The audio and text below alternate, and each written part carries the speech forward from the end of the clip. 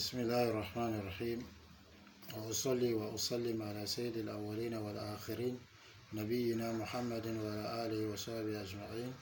Nous continuons notre cours d'éducation islamique, Tarbiyatul Islamiyya, sur le droit des compagnons radiyallahu anhum. Parmi les droits des compagnons, Adamu ta'an fihim wa sabbihim. Donc on doit éviter de dénigrer le sahaba de Rasulullah sallallahu alayhi wa sallam et de les insulter.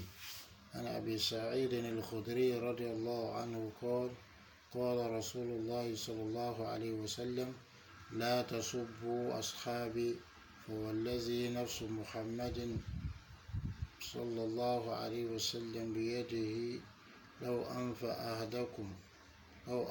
أحدكم مثل أحد ذهبا ما بلغ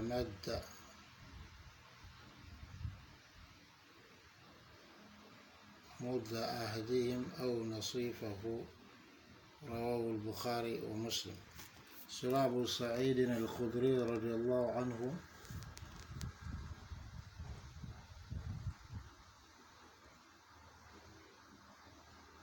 le messager d'Allah a dit sallallahu alayhi wa sallam: n'insultez pas mes compagnons, par celui dont l'âme de Muhammad sallallahu alayhi wa sallam est entre ses mains. Si l'un d'entre vous avait dépensé en aumône, c'était en or, le mont Uhud, il ne pourrait en aucun cas atteindre le moud. Le moud, c'est les deux mains remplies d'un homme normal. Un homme normal et un homme moyen, c'est deux mains remplies de nourriture.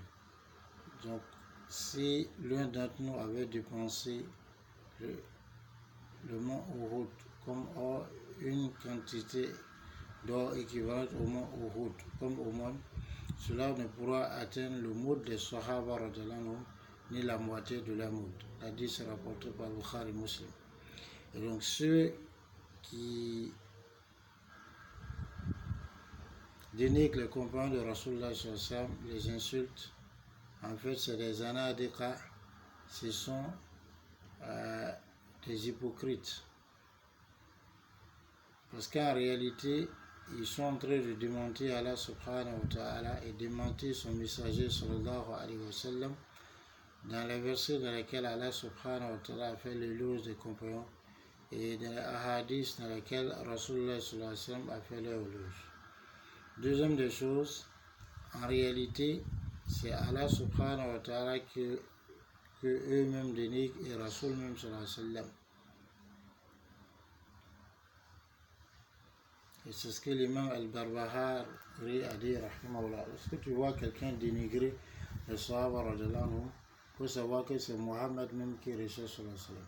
Parce que nous, on sait que ce que Mohammed sallallahu alayhi wa sallam a envoyé, c'est la vérité, et que le Coran est la vérité, la sunna qu'il a apportée c'est la vérité, mais ceux qui nous ont transmis cette sunna, qui se sont battus, qui se sont sacrifiés de leur personne, de leur bien pour nous la transmettre, ce sont les sahaba radhiyallahu anhum.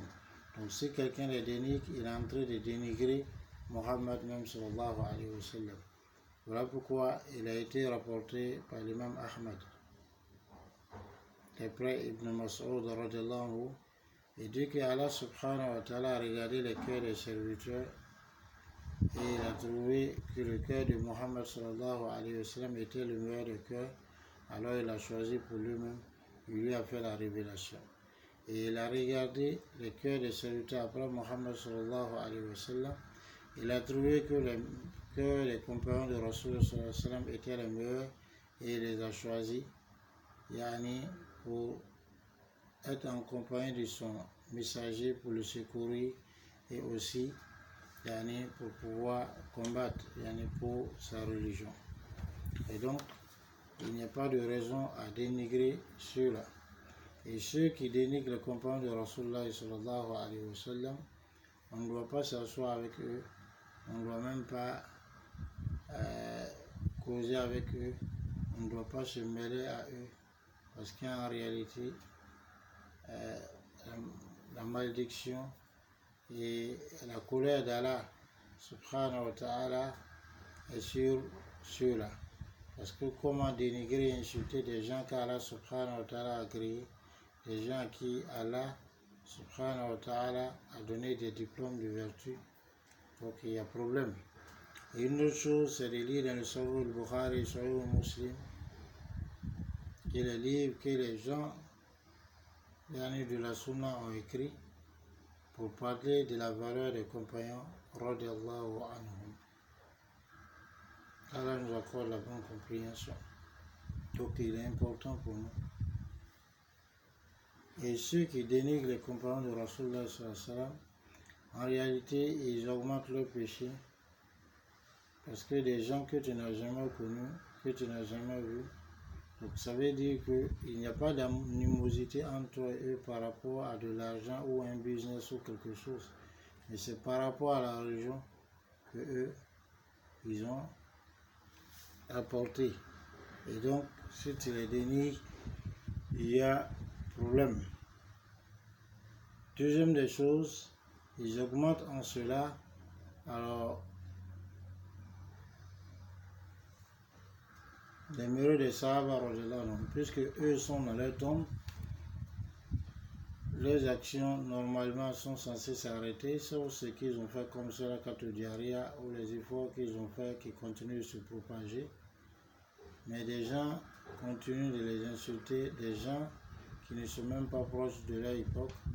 Donc c'est comme des actions qu'ils mettent à leur actif de cette façon. Et on voit des gens parmi ceux-là qui insultent les épouses de Rasulullah telles que Aïcha radhiyallahu anha, il accuse de fornicatrice, c'est de la mécréance. C'est-à-dire, ils atteignent Rasul même sallallahu alayhi wa sallam dans son honneur. De même, bien sûr qu'Abu Bakr et Omar,